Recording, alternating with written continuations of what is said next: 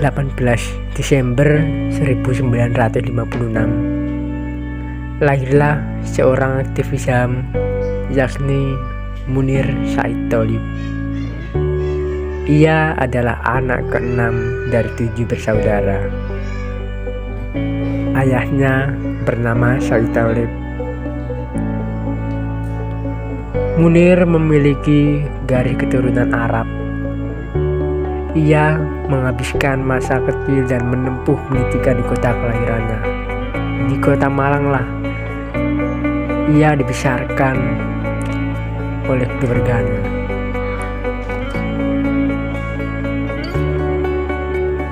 Munir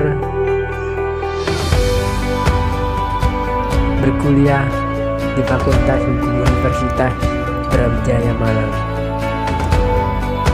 Semasa kuliah, Munir telah aktif di berbagai organisasi. Banyak sekali organisasi yang Munir ikuti, seperti Asosiasi Mahasiswa Hukum Indonesia, Forum Studi Mahasiswa untuk Pengembangan Berpikir, serta Himpunan Mahasiswa Islam. Sejak kecil, Munir telah ditinggal oleh ayahnya saat ia masih berada di bangku SD Muhammadiyah 4 Batu. Menginjak SMP, tepatnya ia sekolah di SMP Negeri 1 Batu, Munir mulai dikenal sebagai sosok pemberani dan cigano. Saat SMA, Munir sekolah di SMA Negeri 1 Kota Batu. Kemudian Munir melanjutkan untuk menimba ilmu di Unibra, yakni Universitas Brawijaya. Munir dikenal masyarakat sebagai orang yang sangat rintis dalam menangani berbagai kasus yang terjadi.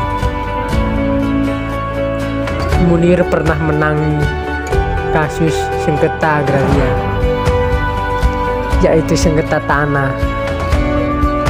4 September 2004, Munir mendapat telepon dari Poli dan kemudian diangkat oleh istri. Poli tersebut menanyakan kapan keberangkatan Munir karena ia ingin berangkat ke kawan. Kemudian Poli tersebut memasukkan dokumen surat tugasnya supaya bisa satu pesawat dengan Munir.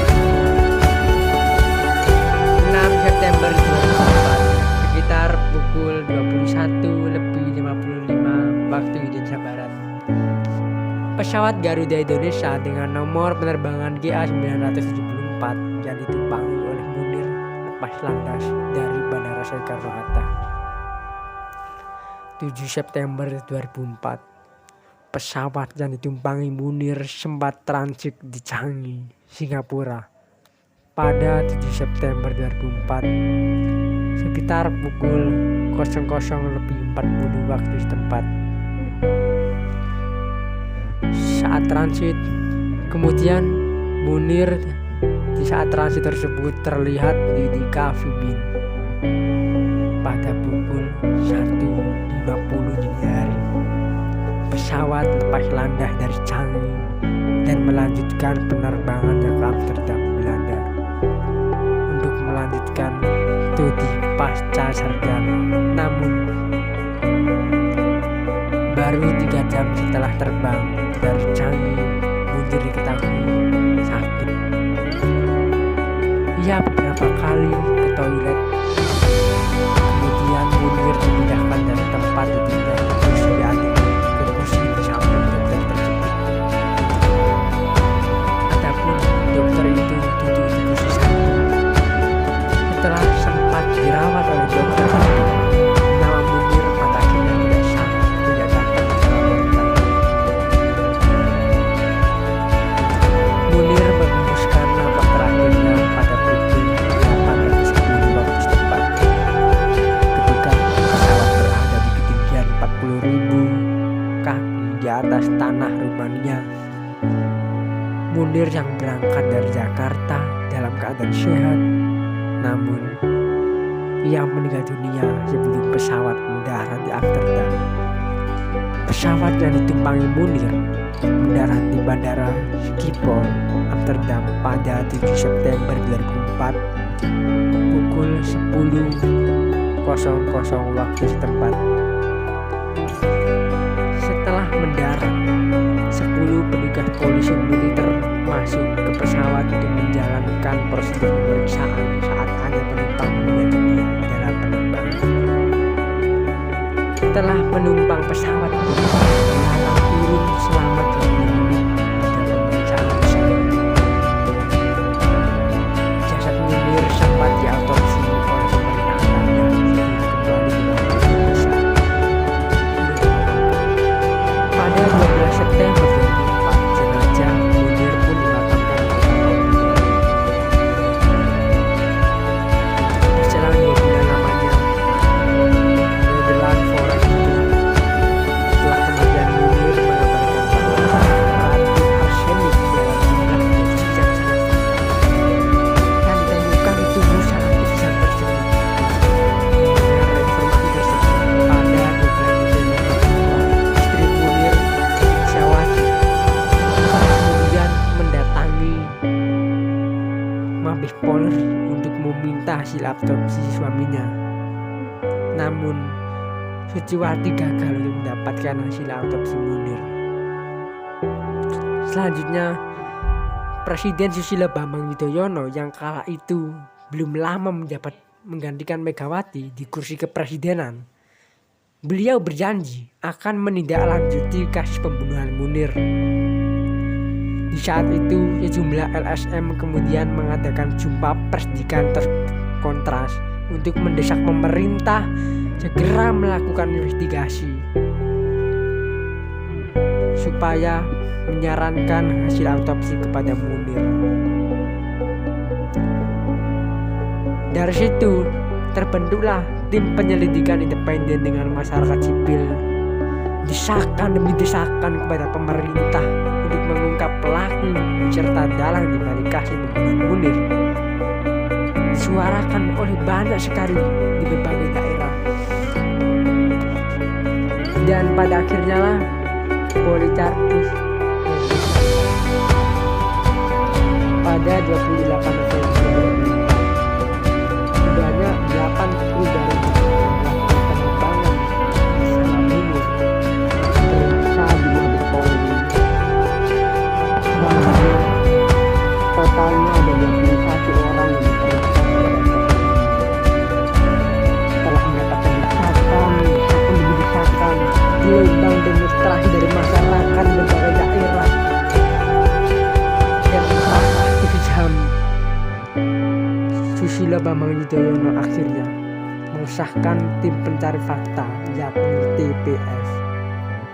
TPF ditugaskan untuk menangani kasus Munir pada 23 Desember 2004. Di tahun 2005, TPF mulai mendesak Polri untuk segera menetapkan tersangka dalam kasus Munir. Dari situ TPF menilai Polri terlalu lamban dalam mengungkap pembunuhan Munir, sedangkan ia agak didasarkan menutup-nutupi kasus tersebut. Nah, di sini di mana di saat itu Polri mendesak untuk menetapkan tersangka dalam kasus Munir, malah dari pihak Garuda sendiri seakan-akan mereka menutupi kasus tersebut. Seolah-olah dari pihak Garuda itu sangatlah mendukung supaya kasus ini bisa ditutupi dari media. Tepatnya pada tanggal 28 Februari 2005, TPF menyebut pihak manajemen Garuda juga memasukkan surat penugasan Polikarpus, seorang pilot Garuda yang kini sudah penugasan Munir. Pada 3 Maret 2005, TPF melaporkan temuan terkait kasus Munir kepada SBY. TPF menyebut indikasi kejahatan konspirasi dalam kasus pembunuhan Munir karena juga ada kecurigaan keterlibatan oknum PT Garuda tersebut. Betul sekali, dari penyidikan Baskrim. Mereka memeriksa Polikarpus. Dari Polikarpus inilah kembali dilakukan pada 15 Maret 2005. Ada 6 calon tersangka lain, 4 dari PT Garuda yang direkomendasikan oleh TPF. Selain itu, TPF juga mengendus keterlibatan Badan Intelijen Negara (BIN) dalam kasus Munir. Sebab terdapat data percakapan antara Polikarpus dengan orang BIN. Orang tersebut Muhdi PR atau dikenal sebagai Muhdi Purwopranjono sebelum dan sudah pembunuhan Munir. Polikarpus juga disebut menerima perintah BIN pada 18 Maret 2005. Polikarpus resmi ditetapkan sebagai tersangka. Ia ditahan di rumah tahanan Polri. Setelah melewati penyelidikan yang sangatlah panjang, beberapa kali persidangan dilakukan, ia bisa mengambil Polikarpus dijatuhi vonis 14 tahun penjara karena menjadi aktor pembunuhan Munir. Adapun Direktur Utama PT Garuda Indonesia, Indra Setiawan, beliau juga divonis 1 tahun penjara lantaran dianggap menempatkan Polikarpus sebagai kontraktor jadwal penerbangan Munir. Sementara itu, tokoh-tokoh BIN terbebas dari tuntutan atas pembunuhan Munir. Setelah mendapatkan berbagai revisi hukuman, Polikarpus yang semestinya baru keluar dari penjara pada 2022, Polikarpus telah bebas bersyarat pada November 2014. Namun selepas menjalani hukuman, Polikarpus tetap menyatakan bahwa dia